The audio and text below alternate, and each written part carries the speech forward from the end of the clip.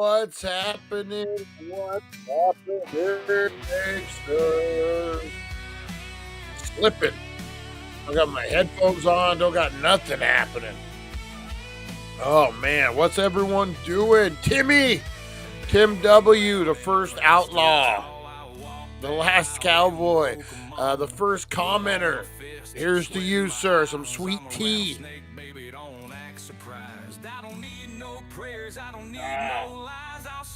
I just hit the gravity bong, so I'm a little out of sorts right now, guys. I got the bong sweats. All right, guys, we got a hell of a show.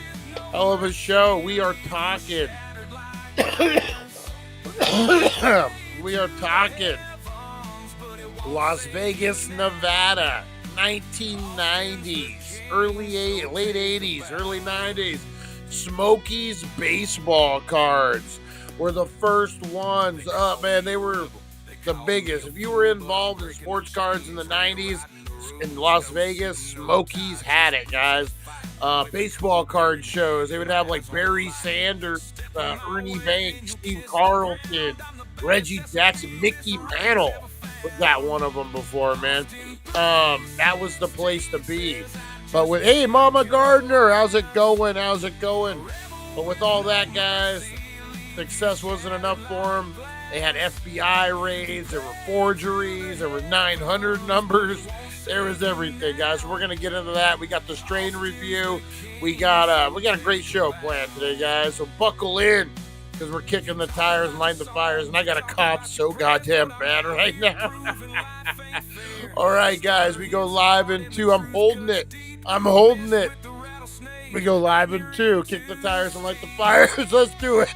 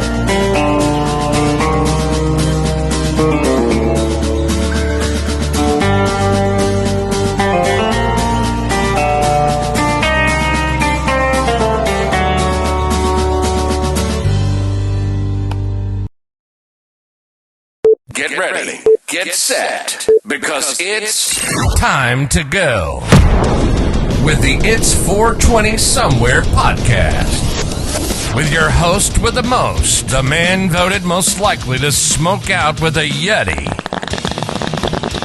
Mr. Brian Brown.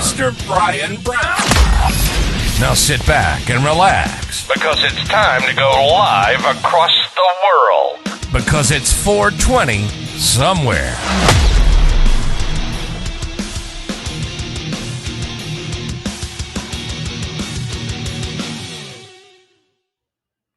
And boom! Look at the resin on the end of this vape rig. What am I? Some kind of animal? What was it? I don't even think it was a crumb. I don't think it was vape. It was a crumb. Hey, what's up, guys? We are live. Sorry, man, still trying to get together. Shouldn't gravity bongs 10 minutes before the show. Maybe don't mix. Maybe don't mix. I'm getting the bong sweats going here. Oh man. But we are still counting it down, guys. We are counting it down to 420. How's everyone doing out there? It is Monday, guys. And summer, man, holy moly. Summer's right around the corner. Memorial Day weekend is what, like a week away? 2 weeks away? Holy moly. Hopefully it's that long. Let's see. I got to look at the calendar. Time is a flying when you get old, man. I'm telling you. Yeah, what is it, like 2 weeks away? When is Memorial Day? It's happening. It doesn't care if I know when it is. It's going to hit it either way, guys. Oh man, that's for me. That's always been official summer kickoff. Is that Memorial Day weekend? Go to the river. Down here, one of the local casinos does fireworks next weekend. Oh man, it's gonna be crazy. Yeah, we have the river down here, the Colorado River, Laughlin, Nevada. So we get pretty busy. The casinos used to get packed. Not so much now. The Avi, that Native American casino, they get pretty busy. Hey, there's the broken brain. What can you say? So yeah, we get really busy with the river and everything. It's a hell of a weekend. That's for me. It was always maybe because I'm a resort guy. I think I've told this before. Me and my kids, or me and my son, we went on a Route 66 trip to Branson, Missouri. Or should I say we were on a Route 66 trip and we ended up in Branson, Missouri. And it's a summer town. It's a resort town. It's a visitor town. And we were hanging out at one of the local putt-putt golfs, the mini golf. And I was watching the workers. They were all teenagers. And I was like, oh, man, this would be a cool place if you were a teenager. You meet a lot of fucking people. And I was starting to think, well, yeah, kind of like Laughlin. And then the whole the townie thing, the locals kind of popped in my mind, like every resort town, the locals are the bad guys or whatever, they're not as sophisticated as those city folks that come down to the resort area. I think it was always the predetermination or whatever. And then I got to thinking, I'm like, holy shit, I'm a townie. I'm a straight townie, guys. I grew up in Bullhead City, right across from Laughlin, Nevada, which would be a resort area. Weekenders, a lot of money. And here's old Brian the townie walking through. Oh, man, I guess we're all townies, right? To a certain degree. Yeah, but growing up in those weird resort kind of vacation towns, it's a weird deal. We'll have to get into that sometime. It's a weird kind of a weird way to grow up.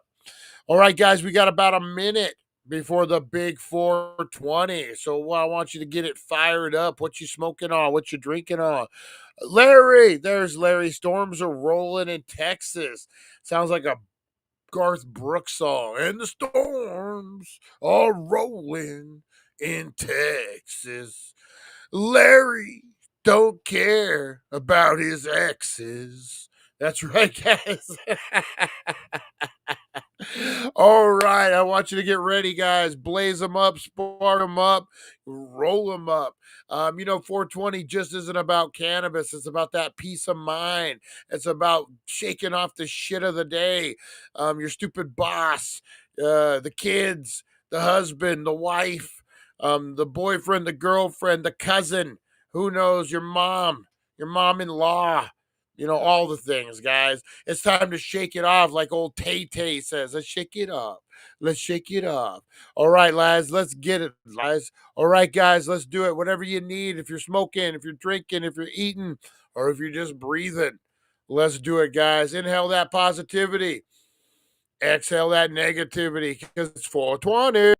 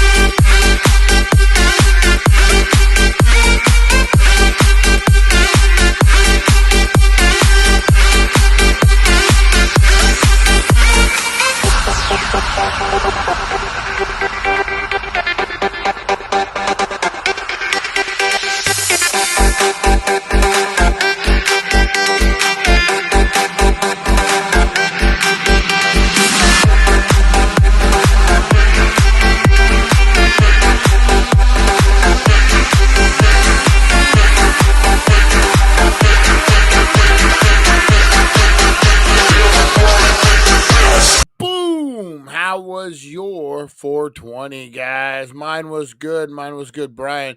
The townie for mayor, effective immediately. Friday evening, town comes together for a mandatory powwow to strengthen the community and make the town great again. Old townie. Man, I gotta make. I'm back into my filmmaking mode. I want to start making some movies. If I get these stupid hard drives figured out, I need to pull my footage. I want to re-edit Dream Date, which is with Danny Trejo, little featurette, if you will. Not quite a feature, not quite a short, kind of somewhere in the middle. I'm trying to get it down to about 19 minutes. I was looking at it, man. When you're a creative and you put something away and you don't look at it for a long time, something you created, and then you pull it out again after 10 years, and you're oof, that's rough. Like the movie, the concept, good. Like I'm like, wow, I did some of these. Like that's my work. But then like I'm looking at the edit and I'm like, why the hell wouldn't I have cut it 15 seconds ago? Why wouldn't I have cleaned that up? Where are my transitions? What's going on here? Oh man. I definitely want to start getting back into filmmaking a little bit. I'm going to recut that one up. I'm going to add some new scenes too. Using the lovely world of AI, I'm able to really kind of like put my full dream behind it and actually make the movie I wanted to make 12 years ago on a nothing. Hey, Captain Kush, what's up? What's up? I get to go party at my grandson's birthday party in a few minutes. He just turned 3. Whoop, whoop, whoop. Connor, we all celebrated Connor's birthday the other day. He had his birthday party yesterday. And me and April were talking about how weird it is. Like it's cool to have a birthday party, but they're like at 3 years old, they don't know what the fuck. Like they're just like, wow, colors, you know. Wow, what's this cake? Ooh, what's going on? It's like a drunk man trying to celebrate his birthday who doesn't know it's his birthday. That's a toddler.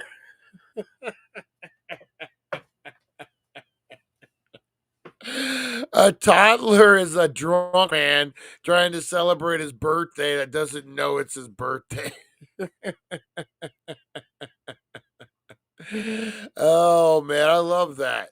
That's a movie right there. That's a movie. It's not my birthday. Oh, balloon. uh, who was that? Dudley Moore. Dudley Moore should play that role. Remember that movie, Author? Was that how you say Arthur? Arthur? It was Arthur, right? Not author. Author's you read a book. Arthur. I hated that movie, man. It's the weird over the top, like I don't know, that over the top stuff. It's kind of hard for me to watch, but that's who needs to play that role. Oh man, fucking Dudley Moore. What the fuck? He had a club foot or something. I remember here. I don't. That's neither here. That's neither here nor there. Stop spreading rumors, Brian. And I, I don't know what his club foot had to do with anything, but rumor has it he had a club foot, and I honestly don't even know what the fuck that really is. But you know who would? You know who would know what it is? The Midnight Reviewer, guys. That's right. He knows all the things that we don't know. All the way from Hell's Gate, Needles, California, guys. Parts unknown. We got the Midnight Reviewer. He's got a good one for you today, guys. Midnight, take it over. The sun don't set in parts unknown. It just hides behind the smoke. And after a long, strange weekend out here in Hell's Gate, Needles, California, your boy the Midnight Reviewer is back in the saddle. A little singed, a little hazy, but full of stories and full of fire. Let's light one up and review a strain that feels like it clawed its way out of the underworld with fingers. What's good, Dank Nation? This is your boy, the Midnight Reviewer, coming at you from the back roads of reality, Hell's Gate in parts unknown, Needles, California. And tonight, we ride in dirty with a beast called Devil Driver. This sativa-dominant hybrid is a collision course of Melonade and Sunday Driver, and it hits like a burnout on hot blacktop, fast, funky, and reckless. Crack it open and you get that sweet melon fuel with the citrus peel and just a whiff of diesel-soaked fruit leather. It don't smell legal. On the inhale, bright tropical punch, creamy on the back end, but with that devilish kick in the chest that lets you know this one bites. The high starts with a full head lift, clear, alert like the devil whispering stock tips. Then it slides into a creative cruise that makes everything feel like a good idea. THC clocks in around 25% and it's all gas, no brakes. So I ask you, my hazy highway riders, you rolling with the devil tonight or sit in a shotgun with your doubts? Drop your scenes in the comments. And for more flames, follow the trail to thedailydank.com and stop by the Healing Center of Needles to pick up the kind of heat that leaves burn marks on your soul. Midnight out. Whoa, thank you, Midnight Reviewer. Devil's Face. I'm gonna have to try that one. Sounds pretty good. What do you guys think of this new Midnight Reviewer voice? I like it. I think this is gonna be who he is. I need to adjust the volume on the video a little bit, but other than that, I think I like it. I like this Midnight Reviewer fella. I don't know who he is. This guy. All right. Let's get into it. Who wants to donate some sunflower seeds? Oh, to just put along the driveway. They look so lovely, though. It's summertime. Sunflowers, man. It's the sun time. I get it, Tim. I get it. Not wrong. You love a good sunflower. Get it the big ones too that like have the stalk that like grow super big. All right, guys, let's do this thing. It is time for the blinker challenge. Get them fired up. Get them fired up. Harvey, what's happening? Nope. Got the podcast cranking loud, haze arising. It's 420 somewhere, eyes are blazing. One hand on the wheel, other on a vape. Brian stepping up, can he show his shape?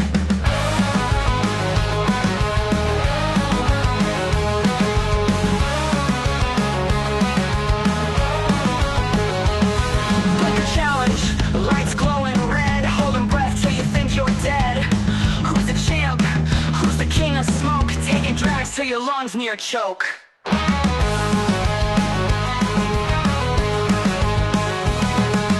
Blinker challenge, lights glowing red, holding breath till you think you're dead. Who's the champ? Who's the king of smoke? Taking drags till your lungs near choke.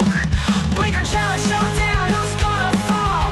Brian in the running, he's giving it all. Pumping clouds raging in the stratosphere. Champion of haze, the smokehouse seer. Okay, depending on how high I am, I notice something different every time with the dance. I don't know if Lonnie was right. I don't want to give the devil his due quite yet. But it is boom, boom, and then opposite. So then it goes down, boom, boom, and then up, boom, boom, down, boom, boom, or boom, boom, back up. So it's like a fluid motion. We pay too much attention to this dance move on here, man. We're totally like, it's the guy. If the guy wasn't looking at everyone else's moves to keep his rhythm going, I don't know if I would have ever noticed that or not. But Lonnie might have been right. Lonster might have been right. Yes.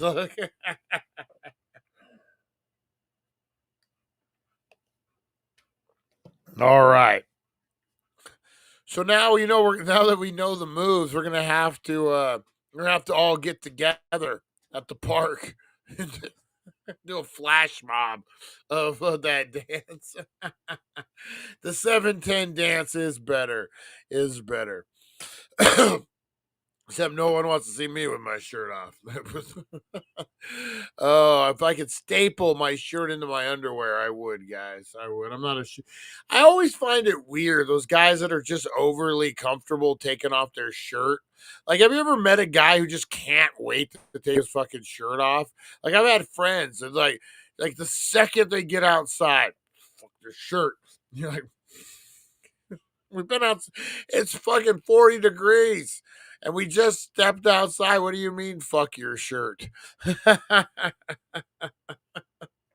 Yeah, something like fuck. There's always that group, man. They just fucking hate. There's always that one guy in the crowd who just won't wear his shirt. Like to say, like if he had, like you're breaking his back to get him to wear this shirt. Like the second he steps outside, fuck this.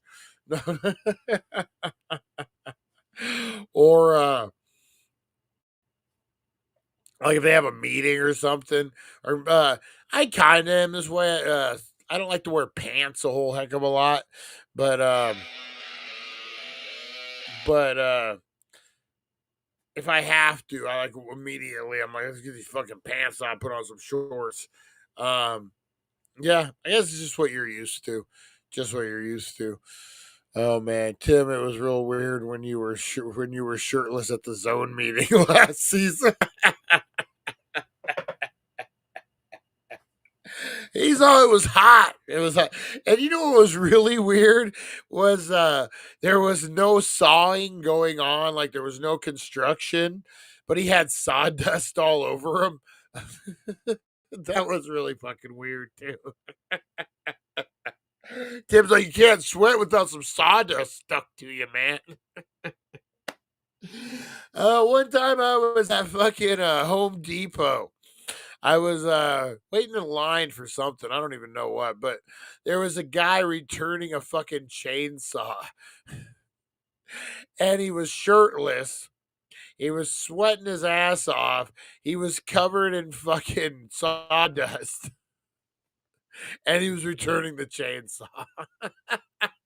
Oh, it didn't work, did it? Oh man, he's like, I just needed to cut this fucker down. Let's get our money back. Oh man. All right, guys, let's do this blinker. I got the cake designer distillate, guys. That's right. Um, this is the grape flavor, and I got this in this awesome Mister battery, Mister. Now you got a kiss. Look at this thing. It's a hidden gem, guys. A hidden gem. If I were a spy, I would be putting the microfilm in that little thing, like, and they'd be like, "What is this, sir?" And I'd be like, "It's my tobacco." And they'd be like, "We've never seen anything like this because it hasn't been invented yet." And I'd be in prison forever for being a spy. But it's considering they don't use microfilm anymore, you can still be a spy with this thing, guys. I like it, man. It's a powerful battery too. All right. At least it was wood chips on the chainsaw. That is true. He was tarred and sawdusted. You know, the worst is like a hairy guy with his shirt off, and he has like the sawdust in his hair, and he's all sweaty. That's yeah, that's not good. It's not a good look. Not a good look at all.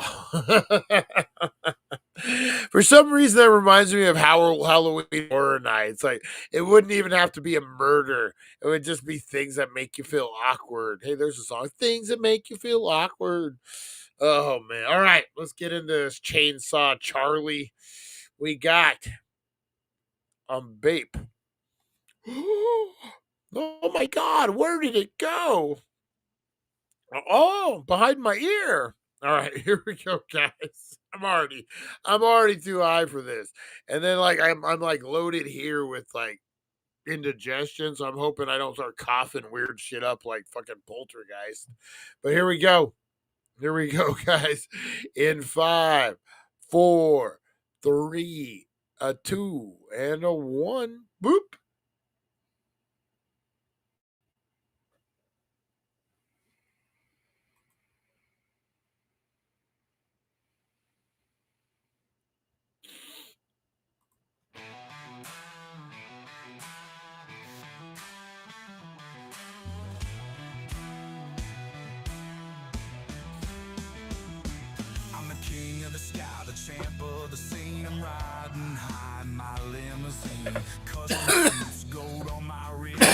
Woo! Oh man, where's my drink? I was looking for my drink. I didn't almost just fall over.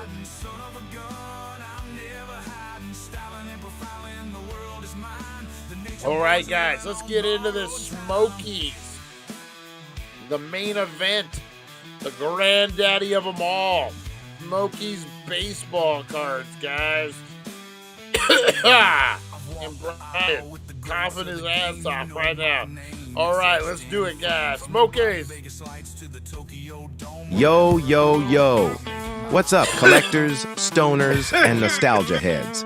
Welcome to History for Stoners. And today, we're cracking open a time capsule from the cardboard gold rush of the 80s and 90s.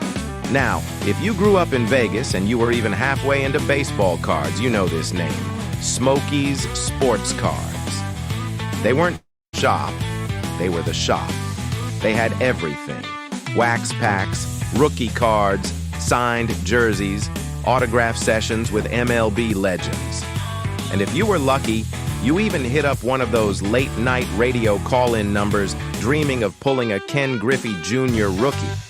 But behind the neon, the signatures, and the stacks of shiny tops and upper deck, there was a scandal that would literally shake the industry. This is the wild, true story of how Smokies went from kings of collectibles to a federal case file. Part 1, The Rise, Las Vegas, 1987. Let's rewind to the glory days, 1987. David Smokey Scheinman and his brother Duke open up their first store on the Las Vegas Strip, right across from the Aladdin Hotel. Perfect timing. The sports card market is booming. Everyone's chasing Don Mattingly, Jose Canseco, and rookie cards like gold. Tourists stroll in, locals flock to new drops, and Smokies becomes the epicenter of Vegas collectibles. Soon they expand. By the early 90s, 4 locations across the valley. Posters, glass cases full of rare cards, and the unmistakable smell of fresh packs and opportunity. Part 2.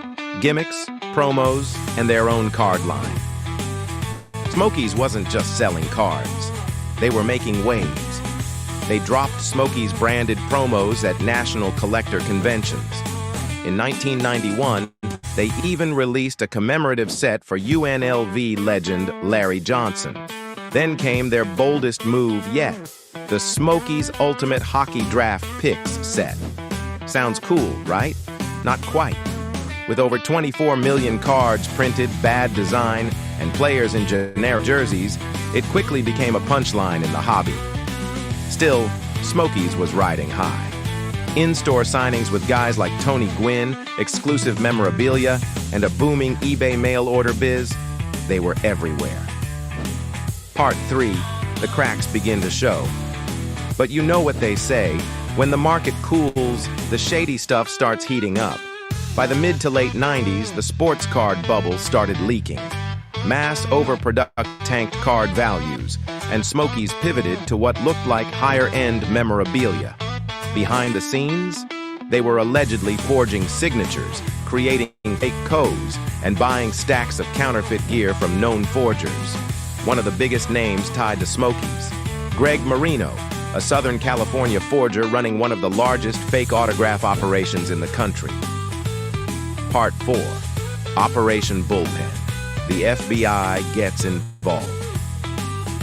In 1999, it all came crashing down, thanks to a tip from none other than Tony Gwynn, who noticed fakes of his own signature floating around. The FBI launched Operation Bullpen, a nationwide sting into memorabilia fraud, and Smokies right at the center. On October 13, 1999, the feds raided their Las Vegas locations. Agents carried out boxes of fake memorabilia, records, and forging gear. TV cameras rolled. The hobby world was shook. Turns out, Smokies had been pushing thousands of forged signatures. Mickey Mantle, DiMaggio, even Michael Jordan. Many came with scoreboard KOAs, Smokies forged using stolen seal stamps. Part 5. The Fall, Legal Fallout and Closure. After the raid, Smokey's shuttered for good, but the legal saga dragged on for years. In 2005, David Doc Scheinman and his son Philip pled guilty to federal wire fraud. Doc got 6 months home confinement. Philip, 6 months in prison, 4 months in a halfway house, and they had to cough up restitution. The once glorious Smokey's name, gone, tainted, a ghost in the Vegas collectible world. Outro, smoke, nostalgia, and the lesson. So what do we make of it, stoners? Was Smokey's just a victim of market collapse? Or were they card sharks who got greedy once the gold rush started to dry up? One thing's for sure.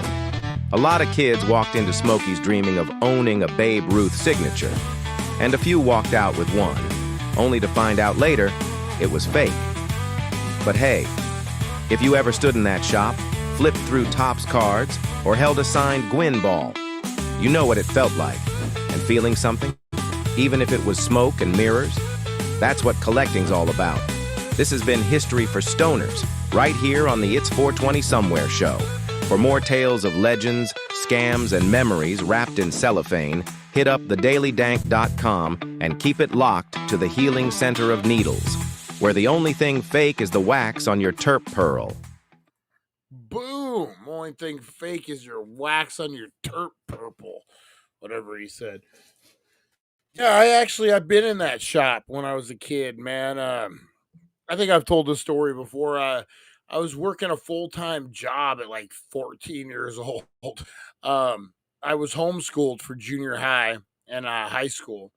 And so I would do my work just whenever I wanted to. And I was actually working at some baseball card shop, which was at like some dude's house, like on the side. He turned it kind of sketchy now that like I say it out loud as a parent. But I didn't get touched. I was a fat kid. No one wanted to touch me. He's like, come back when you lose 30 pounds, kid. What was it?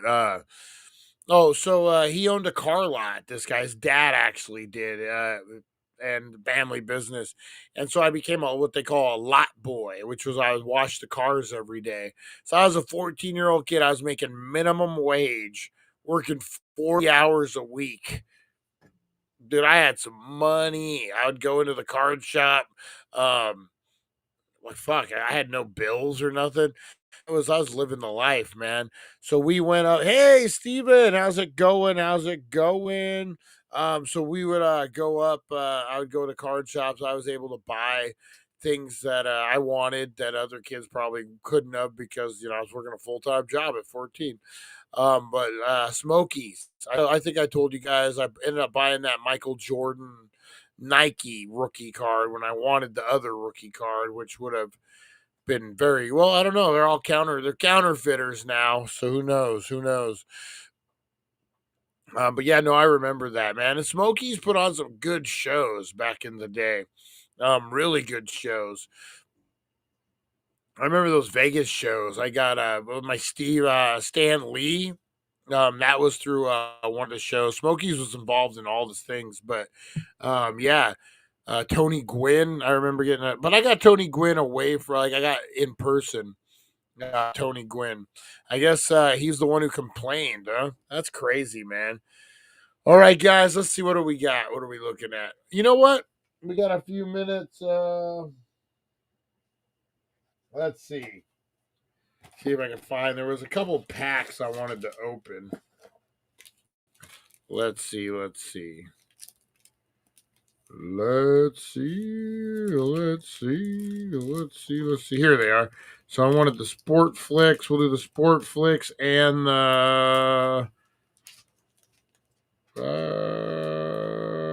Bowman 2019. I won't know any of those guys. Let's go 92. I won't know anyone recent. All right. We'll open some packs here on the what is it? Salute Smokies, even though they've sold a lot of fake shit back in the day. So this is a 1988 Sport Flicks. So these were motion cards, kind of like, remember those postcards? If you moved them, you make the guy swing the bat or whatever. Kind of like 3D, but not.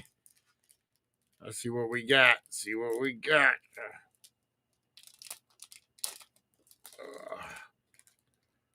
Breathing the life of air after how many years? 90 or 88? Holy moly. All right, some sport flicks. Let's see. I remember these. Dave Parker. Big Dave Parker. Whoop. See it? See how they change? Whoop. Or here, let's see. Yeah. Whoop. Whoop.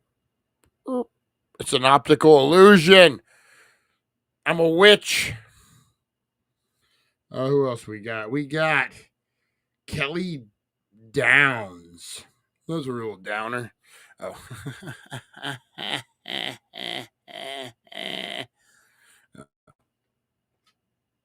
We got, last but not least, Paul Molitor.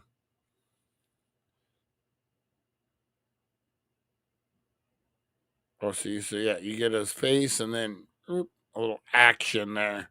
You only get 3 cards per pack on these, though. And then these little, like your team, and they got little trivia on the back. What pitcher tossed the only opening day no-hitter in history? Sandy fuck, I'm not going to be able to read that. If anyone say A, Sandy Koufax, B, Tom Seaver, C, Vida Blue, or D, Bob Feller. Hey there, feller. It's really little. I'll tell you guys in the morning show. I'm going to have to put on my phone and fucking zoom in on it. Do I have my phone right here?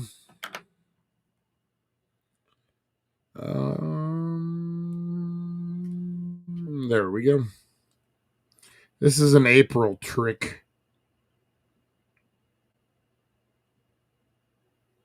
Oh, it's upside down. That's one doing. The answer is D, Bob Feller, who no-hit the White Sox 1-0 on opening day of 1940 season. Boom.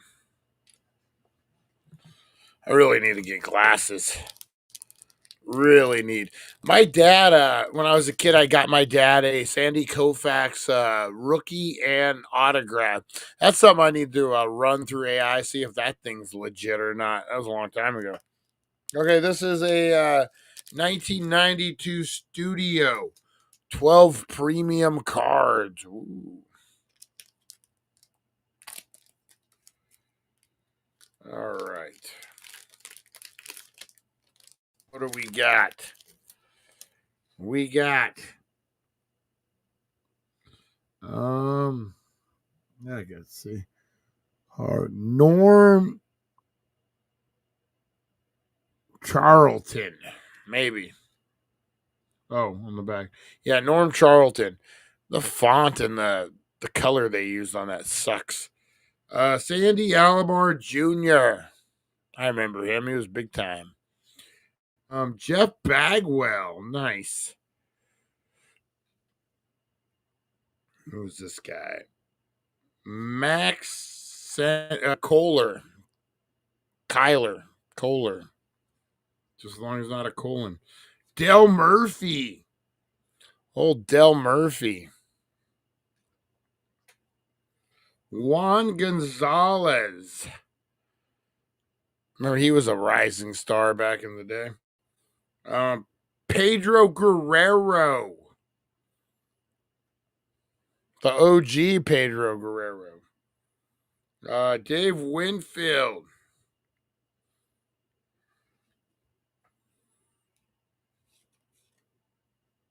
Mike Morgan. I forgot Mike Morgan pitched for the Cubs for a minute. Oh, Michael Morgan. Steve Sachs. He's an announcer now, right? Bip Roberts. Whatever happened to Bip Roberts? I remember him. and Mark Lewis. No big hits, but not bad at all. All right, guys, that was your Smokies special edition. All right, guys, I appreciate you. I'm going to get on out of here. I have some wrestling cards from the 90s and a bunch of binders filled with baseball cards from the 70s and 2 binders of Pokemon. Nice. I got some wrestling cards we're going to unbox here pretty quick, too. I got some bad indigestion tonight, guys. All right, I'm going to get on out of here. Appreciate you. I will see you guys on the flip side. Have a great rest of your night. Thank you for joining us on the It's 420 Somewhere podcast. Broadcasting worldwide and brought to you by thedailydank.com. Check out our merchandise and amazing content. And follow us on all our social media. Now, you don't have to go home, but you can't stay here. Have a good one, guys. Appreciate you. You are loved. You are appreciated.